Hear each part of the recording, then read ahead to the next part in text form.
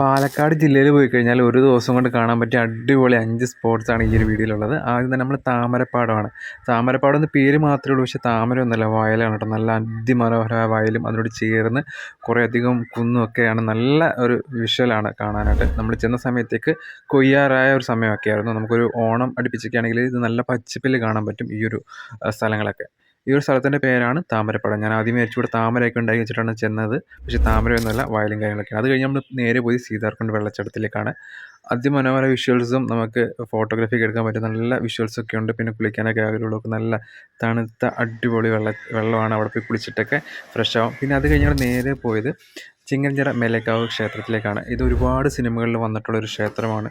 ചെറിയ രീതിയിൽ ആചാരങ്ങളൊക്കെ അവിടെ തന്നെ ഓരോ കോഴികളെ ബലിയർപ്പിക്കുക, അവിടെ വെച്ച് കഴിക്കുക, അങ്ങനെ കുറച്ച് ആചാരങ്ങളുണ്ട്. അത് കഴിഞ്ഞ് നേരെ പോയി ചിലപ്പൻ ചേട്ടൻ്റെ ചായക്കടയിലേക്കാണ്. ഈ ചായക്കട നമ്മൾ കാണാത്ത മലയാളികൾ വളരെ ചുരുക്കമായിരിക്കും. അവിടെ പോയി ഒരു ചായയും കുടിച്ച് നേരെ കളപ്പുരയിലേക്ക് പോയി.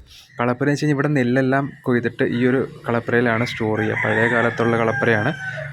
ഒരു കുന്നിൻ്റെ സൈഡിലാണ് ഈ ഒരു കളപ്പുര എന്ന്. അത് കഴിഞ്ഞ് നേരെ അയ്യപ്പച്ചേട്ടൻ്റെ ഹോട്ടലിൽ പോയിട്ട് ഫുഡും കഴിച്ചു. 50 രൂപ ഉള്ളായിരുന്നു ഫുഡ്. അതും കഴിഞ്ഞ് നേരെ വീട്ടിലേക്ക്. സ്ഥലം എവിടെയാണ്ടേ? കൊല്ലംകോട്. കൊല്ലംകോട്. ചേട്ടൻ്റെ ഫോൺ നമ്പർ എന്ന് പറയാം.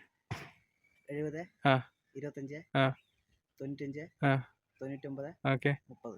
ഇവിടെ വന്നിട്ട് എന്താവശ്യം വിളിച്ചാൽ മതിയല്ലോ. എന്താവശ്യം ഇവിടെ എല്ലാം കറക്കി കാണിക്കും അല്ലേ? എല്ലാ കറക്കണം. Okay, thank you.